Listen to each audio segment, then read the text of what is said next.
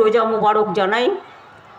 আমার এখানে কুমারগঞ্জের বিশেষ করে আমার সরকার শতাধিক ছাত্রছাত্রীকে গ্রেপ্তার করে রেখে দিয়েছিল এবং আমি রাতের বেলায় শঙ্করদা, আমি এবং বালুরঘাটের সব আইনজীবীরা আমরা কোর্টে যাই।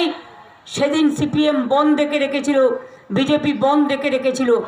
আমরা সবাই মিলে ঢুকে গিয়ে ছাত্রছাত্রীদের আমরা সেখান থেকে উদ্ধার করি এবং তাদের মুক্ত করি।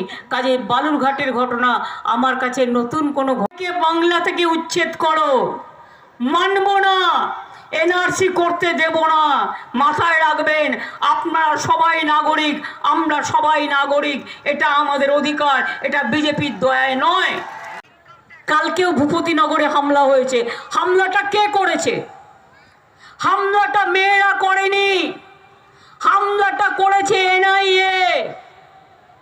গদ্দার জানে হারবে, তাই লোকের বাড়ি গিয়ে গিয়ে কোথায় একটা চকলেট বোম ফেটেছিল 2022 সালে, আর মধ্যরাতে গিয়ে যদি মহিলার বাড়িতে গিয়ে অত্যাচার করে, গ্রামে ঢুকে গিয়ে অত্যাচার করে, তা মহিলারা কি করবে?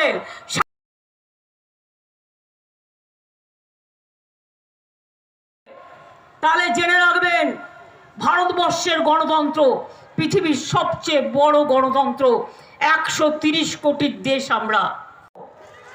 তিনি মন্ত্রিত্ব ত্যাগ করে তিনি রাজ্যসভায় যেতে চান। হবে মনে রাখবেন, দয়া করে তৃণমূলকে ভোটটা দিন আর বিজেপিকে পরাস্ত করে দিন। মায়েরা, আমি যাওয়ার আগে একটু বিজেপির মতো অপদার্থ একটা ভাওতাবাজ, জুমলাবাজ, ঝামেলাবাজ